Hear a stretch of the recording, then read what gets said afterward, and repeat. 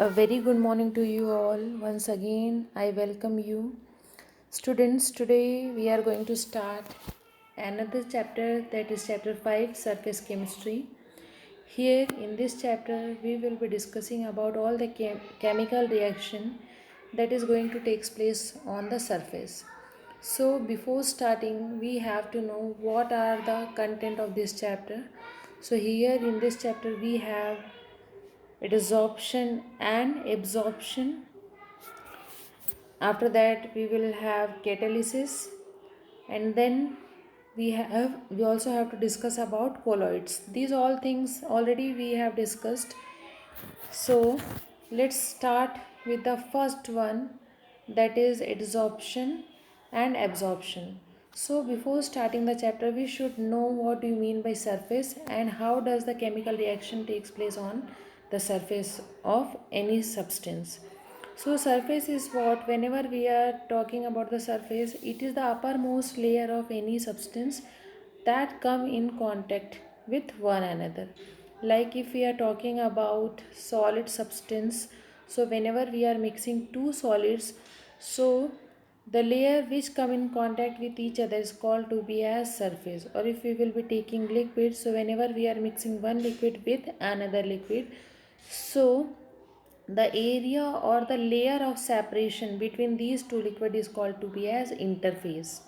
Okay, but if we are talking about gases, so gases do not have any interface. Why? Because we know that gases mix with each other very completely, and that's why here we do not bind gas into any boundary. That's why it do not have any surface. Okay, so here in this chapter we will be talking about the chemical reaction that is going to take place on the surface. So here the surface, it may be of, mostly the surface that we are going to use, it is of solid, but sometime it may be of gas, and the substance which are going to be adsorbed, it may be liquid or gases. Okay, so first we will start with adsorption. Before starting the adsorption, one more thing that we people should know, the surface where the chemical reaction is going to take place, the surface should be very clean. Okay, and the surface should be in vacuum. It means that here the temperature should be, here the pressure should be very low, that is in order of 10 to the power minus 8 to the 10 to the power of minus 9 Pascal. So that's why they should be kept in chemical where we do not have any type of gases to perform chemical reaction very neatly and clearly. So let's define surface chemistry. Surface chemistry, it is the branch of chemistry which deal with the study of chemical reaction occurring on the surface or on the interface. That is called to be as surface chemistry. So let's start with adsorption. Adsorption means what? Adsorption, it is a process in which substance is going to adsorb over the surface of the adsorbent. Okay, before starting, you people also should know the substance in which anything is going to be adsorbed is called to be as adsorbent, and the substance which is going to adsorb is called to be as adsorbate. Okay, see here we have this one also. The molecular species or substance which concentrate or accumulate at the surface is called adsorbate, and the material on the surface of which adsorption occurs is called to be as adsorbent. These two things you people have to keep in your mind, because this thing we are going to discuss again and again. So don't get confused. Adsorbent, it is a surface on which anything is going to be adsorbed, and adsorbate, it is a type of substance or gases or liquid which will be adsorbed by the adsorbent. Okay, and the process is called to be as adsorption. So adsorption, it is a process in which any of the thing is adsorbed only over the surface. It is a surface phenomena only. It do not, whatever the substance is going to be absorbed, it do not go inside the substance. Okay, it is not a bulk process. It is only absorbed over the surface. Like here we can take example of, if we are dipping any of the chalk in the ink, into the ink, so what happen, the upper surface of the chalk, it is going to absorb the ink, and the color of this one is seems to be whatever the color of the ink we are using. Like if we have blue, then the color of this chalk seems to be blue, but as we are going to, or as we will break the chalk, inside the area of this one it looks like white still. Why? Because ink absorb only over the surface, but it do not go inside the chalk. This process is called to be as adsorption, where the process of soaking and the process of adsorption is going on only on the surface. It do not goes inside the substance. Okay, that is called to be as adsorption.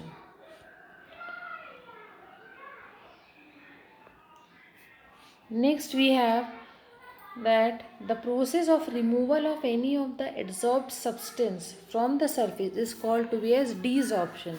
Whatever the gas or liquid is adsorbed over the surface of the adsorbent, when we are removing this type of gases or liquid from the adsorbent, the process is called to be as desorption. Okay. Now here we have few of the examples of adsorption. See, first example, that when gases like O2, H2, CO, Cl2, NH3, SO2 are taken in a closed vessel containing powdered charcoal, it is observed that the pressure of the gas in the enclosed vessel decreases. Actually, if we will be taking these type of gases, like if we are taking two gases, nitrogen and oxygen and chlorine, if we are taking these gases in a container, and the container should be closed, so the total pressure of the container will be equal to the total pressure exerted by all the gases which is present inside. But as we are putting charcoal into the same container and keeping the container closed, so what happened after that, whenever again we are measuring the pressure, then here we found that the pressure is going on decreases. The now whatever the pressure we are calculating, it is just less than the pressure which we calculated earlier. So why does it happen? Because the molecules of these gases which are already present inside the container, these get absorbed on the surface of the charcoal, and because of that the pressure is going on decreases. So here charcoal adsorption takes place over the surface of charcoal. Okay, gas is just stick over the surface of the charcoal without going inside it. This is the first example. Second example, that is the aqueous solution of raw sugar. We know that raw sugar, it is made up of what? It is made up of cane sugar. So whenever we are passing this raw sugar, because it is made up of cane sugar and the color of the juice of cane sugar is yellowish brown, so whenever we are passing this type of solution through the animal charcoal, the color become decolorized and the solution become colorless. Why? Because all the color is absorbed by the animal charcoal surface, and now we get colorless sugar. Okay. Next example, the air becomes dry in the presence of silica gel because water molecule get adsorbed on the surface of silica gel. Silica gel, have you seen or have you heard about the silica gel? It is mostly found whenever we are taking any shoes in that packet, or bottles in that packet. Also we have small packets are there. These small packets, it is actually of silica gel. This silica gel also have the ability to absorb the moisture present near the surface. Okay, so here only the adsorption takes place, because if absorption, or if the moisture which is present in the surrounding, it goes inside, then the silica gel will also become wet and it is not work afterwards. That's why here we are using silica gel, because it also have the ability to adsorb the moisture only. It means the any of the gases or moisture is going to absorb only on the surface without going inside. Okay, so this process is called to be as adsorption, in which any of the gases or any of the liquid is going to absorb only over the surface without reaching inside. This process is called to be as adsorption. Now we have absorption. Now we have discussed about the adsorption. Now you people should know what do you mean by absorption. So absorption, it is a bulk process. Here the thing, whatever the thing it's going to absorb over the substance, these things are going to penetrate and it go inside. Like here we can take example, if we are taking any of the sponge and we are dipping the sponge into the water, that then this sponge is going to absorb all the water available near about, and these whatever the amount of water is present, they are uniformly distributed all over the sponge. So this process is called to be as absorption, in which the substance is going inside the surface of the substance or inside the substance of any of the adsorbent. That is called to be as absorption. Okay. Now here we have one more term that is called to be absorption. So absorption, it is a process in which adsorption and absorption both takes place simultaneously, is called to be absorption. Spelling of this one is SORPTION, that is absorption, in which both the process takes place simultaneously. Before that we have the difference between the adsorption and absorption. With the help of this one you will be able to know more about these things. First, adsorption, it involves unequal distribution of the molecular species in bulk and at the surface. Here we know that because it is a surface phenomena, so the substance is adsorbed only over the surface, but in case of absorption it involves uniform distribution of the molecular species throughout the bulk. Okay.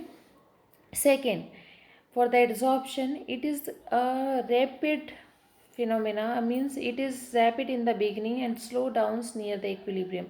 Means it start with very fastly, very rapidly, but as the process increases, here the adsorption process is going on decrease, mean becomes slower at it reaches to the equilibrium. But in case of absorption, it is uniform throughout the process of absorption. Okay. Next process, it is a surface phenomena, and for absorption it is the bulk phenomena. It means it occurs throughout the body of the material. Okay, see here we have absorption is also given. Absorption is what? It may be noted that in certain cases absorption and adsorption both takes place simultaneously and are non-distinguishable. So in such cases the word absorption is used to describe the phenomenon. Okay, here you can take example, dyes get adsorbed as well as absorb in the cotton fiber. So here we cannot say that whether the adsorption process takes place or the absorption process takes place. That's why here we can call it as absorption takes place.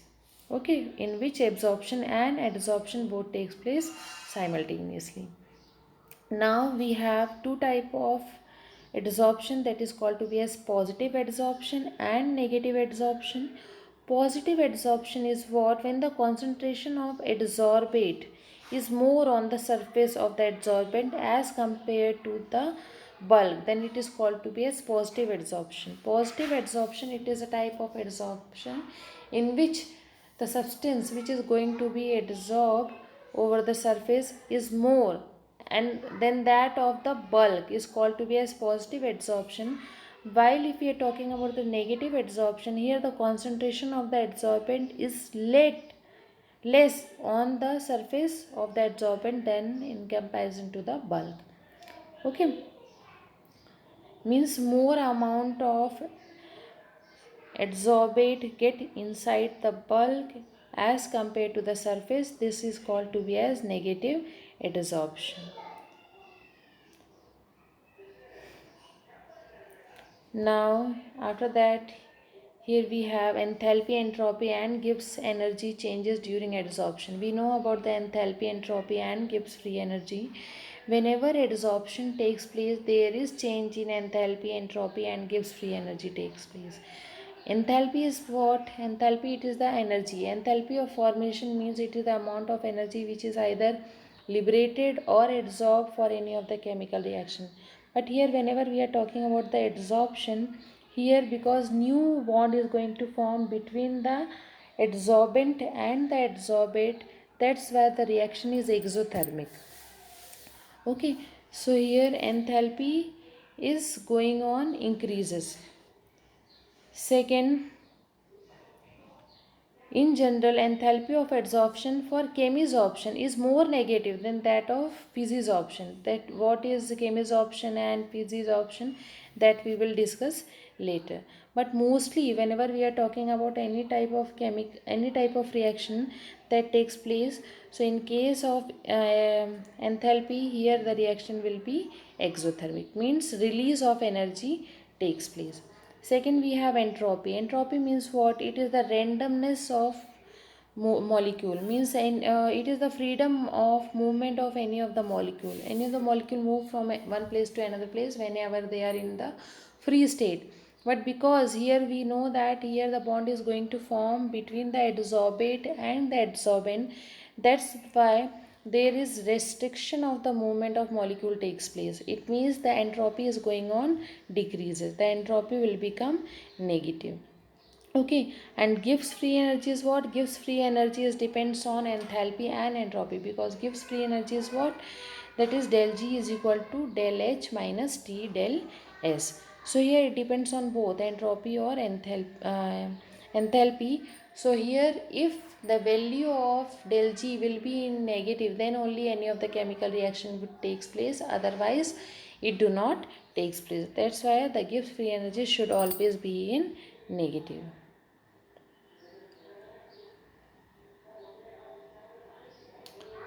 Now, here we have types of adsorption.